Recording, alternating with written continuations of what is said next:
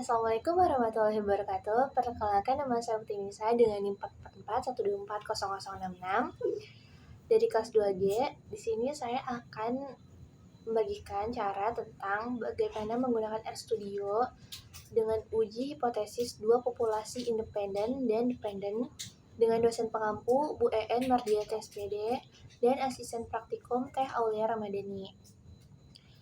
Jadi sebelumnya, apa itu hipotesis dua populasi independen dan dependen? Uji hipotesis rata-rata independen dua sampel adalah metode yang digunakan untuk menguji kesamaan rata-rata dari dua populasi yang bersifat independen. Independen maksudnya adalah bahwa populasi yang satu tidak dipengaruhi atau tidak berhubungan dengan populasi yang lain. Asumsi yang harus dipenuhi adalah data berdistribusi normal dan variansi kedua populasinya sama. Selanjutnya, uji hipotesis dua populasi dependen juga dikenal sebagai uji tes sampel berpasangan, digunakan untuk membandingkan rata-rata dua kelompok data yang saling terkait atau berpasangan. Ini berarti bahwa setiap pengamatan dalam satu kelompok memiliki pasangan yang sesuai dalam kelompok lain. Uji ini tuh bertujuan untuk menentukan apakah terdapat perbedaan signifikan antara rata-rata dari dua kelompok tersebut. Nah, di sini ada study case atau data independennya, yaitu seorang mahasiswa ingin membandingkan rata-rata waktu belajar mahasiswa dari dua waktu belajar. Dua program studi diajar dengan metode yang berbeda. Lalu diuji apakah ada perbedaan signifikan rata-rata nilai pada taraf signifikasinya 0,05. Selanjutnya kita buka aplikasi RStudio, lalu klik import dataset, klik from Excel, lalu browse, kita cari datanya. Setelah datanya ketemu, kita pencet open. Setelah datanya muncul, klik import.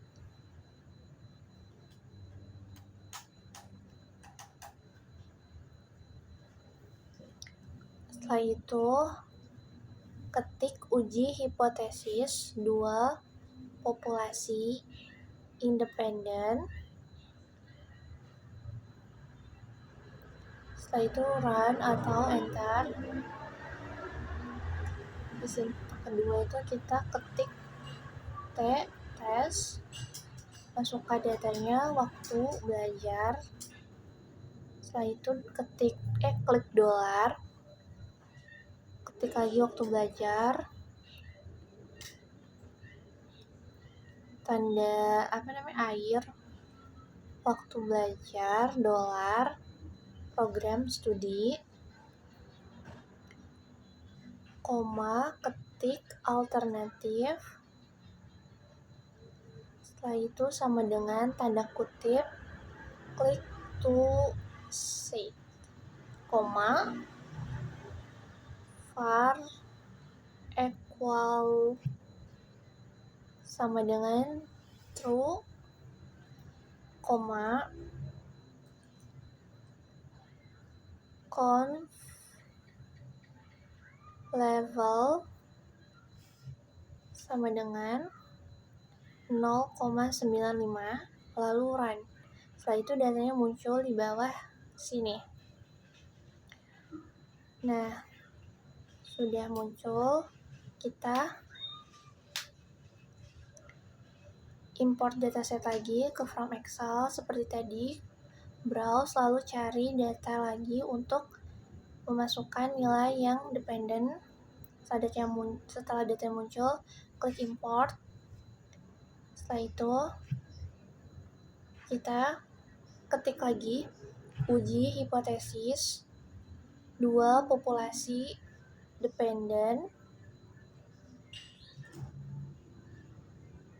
Setelah itu kita run atau di enter, ketik tes, lalu masukkan datanya, nilai ujian. Setelah itu dolar, klik dolar, nilai sebelum belajar, koma, nilai ujian, klik dolar lagi, nilai sesudah belajar, setelah itu koma, klik pirate sama dengan true, lalu kita run. Setelah itu datanya muncul di bawah sini.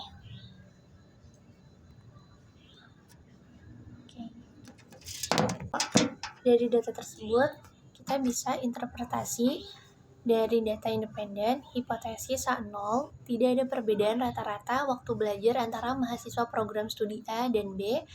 Hipotesis 1 atau hipotesis alternatif A1, ada perbedaan rata-rata waktu belajar antara mahasiswa program studi A dan B. Statistik uji dan p-value-nya yaitu t-hitungnya dari data tersebut adalah 0,69282 dengan df12 dan p-value-nya 0,0.5016 dengan taraf signifikansi 5% atau 0,05. Tabelnya yaitu 2.179, letak df-nya itu 12 di 0,025. Karena dua arah, jadi kita dibagi 2, 0,05 dibagi 2 yaitu 0,025.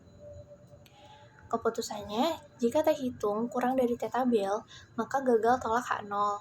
Jika p-value lebih dari taraf signifikansi, maka gagal tolak H0.